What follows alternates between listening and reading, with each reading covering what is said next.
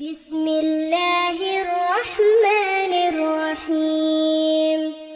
تبارك الذي بيده الملك وهو على كل شيء قدير، الذي خلق الموت والحياة ليبلوكم أيكم أحسن عملا، وهو العزيز الغفور، الذي خلق 7 سماوات طباقا، ما ترى في خلق الرحمن من تفاوت، فارجع البصر هل ترى من فطور، ثم ارجع البصر كرتين ينقلب إليك البصر خاسئا وهو حسير.